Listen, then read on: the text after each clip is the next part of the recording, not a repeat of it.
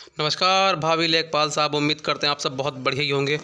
आपकी तैयारी बहुत बेहतरीन चल रही होगी। अब परीक्षा को मात्र लगभग 35 दिन ही बचे हुए हैं और जितनी भी रणनीति है एग्ज़ाम ओरिएंटेड ही रखें, बहुत लंबा रायता ना फैलाएं। कोशिश यही करें कि जितना हो सके अपने एग्ज़ाम की तरफ अंतिम मोड़ ही देने का प्रयास करें। नोट्स वोट्स के चक्कर में अब मत पढ़ना, बनाने की कुछ भी लिखने का फालतू का कोशिश मत करना कि अब ये लिख रहे हैं, अब वो लिख रहे हैं। अब जो करना है जितना मैं बता दूं उतना कर लोगे, यकीन मानो इम्प्रूवमेंट होगा, स्कोर अच्छा होगा। बढ़ते हैं आज की वीडियो की तरफ। आपके मॉक टेस्ट में 40-50 नंबर आ रहे हैं, इसका भी इलाज है मेरे पास कि नंबर कैसे बढ़ेंगे। देखो साथियों, इसमें मैं बता रहा हूँ आपको। यूपीजी के 20 number, computer 15 number, Hindi 10 number, graph 10 number.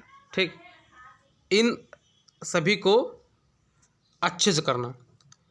पता नहीं क्यों लोग, मेरे पास जितने भी कमेंट्स आए, मैसेज आए, हर इंसान पर्यावरण, आपदा प्रबंधन और साइंस और टेक, ठीक, विज्ञान एवं प्रौद्योगिकी, ये 3 चीज़ों पे बहुत फोकस करना चाह रहा। हर मतलब क्या मैं बोलूँ कि हर नया शख्स इसी पे फोकस करना चाह रहा। दूसरा कि मुझे साइंस टेक पढ़ना है, पर्यावरण पढ़ना है, आपदा प्रबंधन पढ़ना है। पर वो कितने नंबर का आपने कभी गौर से देखा? वहाँ से 2 बार पढ़ लो हर टॉपिक को, साइंस टेक, पर्यावरण, आपदा प्रबंधन। 7-8 नंबर 15 में से आराम से आ जाएंगे। भाई वो तो 5-5 नंबर के ही है ना। आपदा प्रबंधन 5 नंबर का, और विज्ञान प्रौद्योगिकी 5 नंबर का, और पर्यावरण 5 नंबर का। तीनों 15 नंबर के हो गए। अब 15 में से 7-8 नंबर तो आपके आ ही जाएंगे। लेकिन आपने छोड़ रखा क्या? यूपीजी के 20 नंबर का, कंप्यूटर 15 नंबर का, हिंदी 10 नंबर का, ग्राफ 10 नंबर का। भाई जिसने ग्राफ सीख लिया एक बार अच्छे से, क्या ही दिक्कत है? हिंदी अच्छे से रिवाइज कर ली, क्या ही दिक्कत? 10 नंबर कहीं नहीं गए। ये तो पूरे पूरे आ सकते हैं। कंप्यूटर एक आधा क्वेश्चन गलत हो गया, मान लिया टफ आ गया, तो चलो 17-18 क्वेश्चन करने वाले होंगे यूपीजीके के। परीक्षा वाली से पढ़ लो। मैंने एक क्लास बताई थी, मैराथन क्लास थी, वो पूरी कंप्लीट थ्योरी क्लास थी, मैंने टेलीग्राम पे डाल दी थी। उसे कर लेते, 2 बार कर लेते, आराम से हो जाता। उसके शॉर्ट नोट बना के उसको 4-5 बार रिवाइज कर लेते। तो यहाँ से अगर नंबर आपके नहीं आएंगे, मैं बता रहा हूँ ना, जिस भी भाई का सिलेक्शन हो आपके क्षेत्र में, आपके गाँव में, आपके लाइब्रेरी में, कहीं भी आपके मोहल्ले में, उससे पूछना, उसका यहाँ से स्कोर बहुत अच्छा रहेगा, यकीन मानो। ठीक है। और मैं बता दूँ, कुछ भी नया पढ़ने का प्रयास मत करो, मैक्सिमम रिवीजन करो। जितना जो आपने लिखा, पहले पढ़ा, आपने बुक से पढ़ा, आपने क्लासेस से पढ़ा, कैसे भी पढ़ा, उन्हीं से रिवीजन करो बार बार। ये वाले मास्टर पढ़ा रहे हैं, आज इनसे पढ़ के देख लो। नहीं भाई, अब एग्ज़ाम का टाइम कितना बचा है? अगर आप सभी मास्टर का ट्रायल लेंगे तो क्या ही कर पाएंगे? जो आपने पढ़ लिया है बस सफिशियंट है। अब बार बार मास्टर चेंज नहीं करने हैं, टीचर चेंज नहीं कर रहे हैं, ये क्या प्रैक्टिस करा रहे हैं, ये कर लें, ये मैराथन करा रहे हैं, ये कर लें। अब नहीं, अब अपने नोट्स, अपनी बुक्स, आपने जो पहले क्लासेस करी हैं, जो मैराथन क्लास पहले देखी होंगी थ्योरी में, या प्रैक्टिस करी है या फिर बुक से करा है, वो उस पर ध्यान दो। मॉक टेस्ट अच्छे से एनालाइज करना है। देखो, मॉक टेस्ट का टाइम होता है 2 घंटे, मैं कह रहा 3 घंटे उसको एनालाइज करो लगाने के बाद। मत करो पढ़ाई 3 घंटे हो। अपनी कमियों पे काम करो। मान लो आपके किसी टॉपिक से प्रश्न गलत हो गए, ठीक, वन्य जीव अभ्यारण्य से 2 क्वेश्चन आए, दोनों गलत हो गए, आपने वन्य जीव अभ्यारण्य रिवाइज कर दिया, काम खत्म। ऐसे ही पता चलेगा। अब आपने वन्य जीव अभ्यारण्य पढ़ लिया था पहले, लेकिन आपको पता ही नहीं कि प्रश्न गलत हो रहे हैं कि सही हो रहे हैं। आपको लग रहा है आपने पढ़ लिया अच्छे से, और एग्जाम में आ गया, आपने धम्म से गलत कर दिया। वो चीज़ नहीं होगी, इसलिए बोल रहा हूँ अच्छे से एनालाइज करते रहो। और टेस्ट हफ्ते में 1 तो मारो ही कम से कम, अगर 2 मार सकते हो सबसे बढ़िया। टेस्ट लगाना कैसे मैं बताता हूँ। टेस्ट आपको OMR पे लगाना। OMR जानते होंगे, क्योंकि आपका लेखपाल का एग्ज़ाम जो होगा, आपको एक पेन ले जाना होगा, OMR मिलेगी, और एक पेपर मिलेगा, क्वेश्चन पेपर। कंप्यूटर पे होगा नहीं, तो जब कंप्यूटर पे नहीं है तो कोशिश करो कि 10, कम से कम 10 टेस्ट OMR पे मार के जाओ। 10 से 15 जितने मार पाओ, लगा पाओ। ठीक है। एग्ज़ाम हॉल का प्रेशर झेल के, मान लो 2 घंटे बैठना है, तो शांति से जहाँ कोई ना आता हो वहाँ बैठना और उसको सॉल्व करना।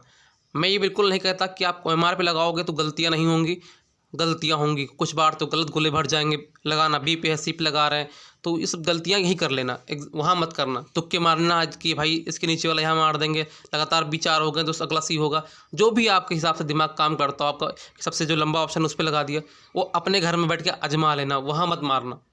ठीक, जितने भी कायाकल्प करने हैं घर पे बैठ के लाइब्रेरी में बैठ के कर लेना। 35 दिन उस हिसाब से चलना।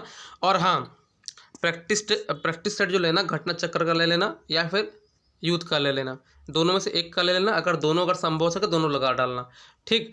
और एक और बात, कोशिश करना कि जब टेस्ट लगाना 2 घंटे के बीच में कोई डिस्टर्ब करने वाला ना हो, उठना ना पड़े बीच में कि हाँ कहीं टाइम तो नहीं कम पड़ रहा, या फिर कहीं मेरा ज़्यादा क्वेश्चन तो गलत नहीं हो रहे। मान लो 40-50 बोला मैंने कि उससे कम नंबर आ रहे हैं। देखो, कम नंबर उससे ज़्यादा आ रहे हैं तो रिवीजन ज़्यादा करना, हफ्ते में एक ही टेस्ट लगाना। अगर 40-50 के बीच आ रहे हैं तो 2 टेस्ट लगाना मेरे हिसाब से।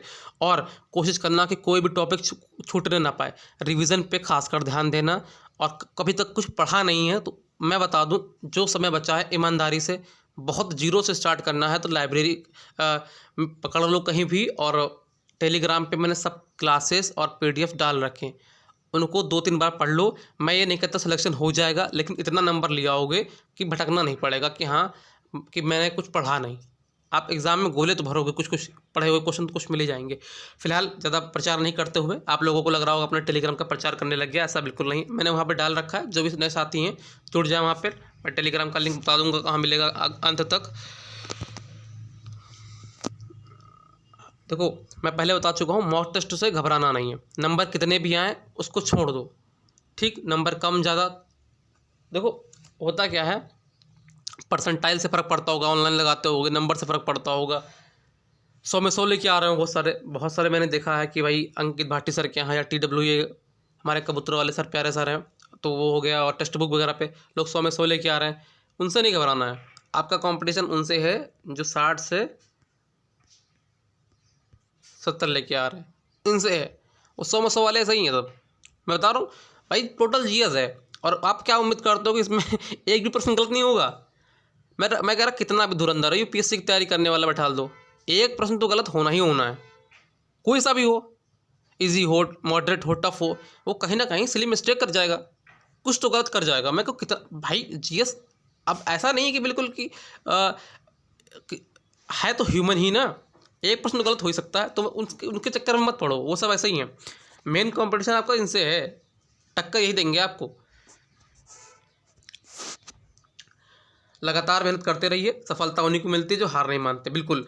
और मैं यही जानता हूँ कि मेरे जितना भी मैंने अपनी लाइफ में इम्प्रूवमेंट किया, पेपर निकाला, मेहनत किया, सब यहीं से आया है मेरे पास कि भाई मैं लगातार मेहनत करता रहा, रिवीजन करता रहा और अपने सिलेबस के अकॉर्डिंग रहा। पहली बात, लेखपाल में जो आने वाला है, मैंने पहली स्लाइड में यही बताया कि यहाँ पे ज़्यादा फोकस करो, यहाँ से ज़्यादा नंबर आएंगे।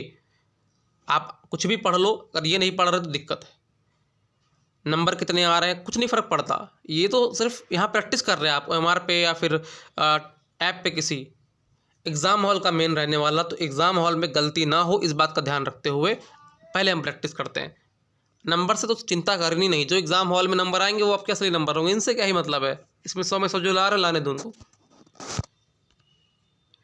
देखो, टेस्ट में जिन टॉपिक्स के प्रश्न गलत हों उनका रिवीजन ज़रूर करें, ये बात मैं पहले बता चुका हूँ कि जहाँ से गलत हो, मान लो आपने मेला से कोई क्वेश्चन आ गया आपके टेस्ट में और आपने मेला पढ़ रखा है पहले और आपको लग रहा नहीं मैं सब जानता हूँ, तो आपने तुरंत उठाया मेला जो लिखा होगा कहीं या फिर किसी क्लास से पढ़ा होगा या किसी बुक से पढ़ा होगा, उसको तुरंत रिवाइज़ किया, या फिर पूरा टेस्ट एनालाइज़ किया कि किस किस टॉपिक से मेरे प्रश्न गलत हुए हैं, उनको एनालाइज़ किया। क्योंकि अब पूरा सिलेबस बार बार पढ़ने, आप इतना समय है ही नहीं कि पूरा सिलेबस आप बार बार रिवाइज़ कर पाओगे।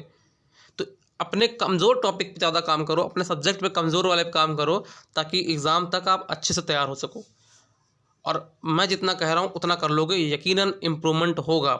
हमारे बहुत सारे साथी टेलीग्राम पे लगातार मेहनत कर रहे हैं और वहाँ पे क्लासेस पढ़ी, इसमें 24 लोग दिख रहे हैं, अब तो शायद 45 समथिंग हो चुके हैं, 45 प्लस हो चुके हैं बच्चे, और सब पढ़ रहे हैं। इस पर कोई हम फालतू की बात नहीं करते, सिर्फ पढ़ाई से रिलेटेड बात होती हैं, MCQs आते हैं एग्ज़ाम ओरिएंटेड, और बहुत ही सटीक चीज़ें चलती हैं। मैं ये नहीं कहता ज्वाइन करना, मैं इतना कहूँगा ज़रूर एक बार देखना, पसंद आए तो ठीक है, वरना अपनी पढ़ाई करना, कहीं से भी कर रहे हो कोई दिक्कत नहीं, मेरे से जुड़ने से ज़रूरत नहीं है, ठीक। आपको कहीं का समझ में आ रहा है कोई दिक्कत नहीं, आप वहाँ से पढ़ लो, मेरे को इससे कोई मतलब नहीं, मैं इसका प्रचार नहीं कर रहा, मैं इसको कोई प्रमोट नहीं कर रहा, टेलीग्राम मैंने इसलिए स्टार्ट किया था, बहुत सारे बच्चे थे, साथी थे जो पढ़ना चाह रहे थे, जिनको सही चीज़ें पहुंच नहीं पा रही थी, क्लासेस नहीं मिल पा रही थी, तो सारे बहुत अच्छी अच्छी क्लासेस के लिंक दे दिए।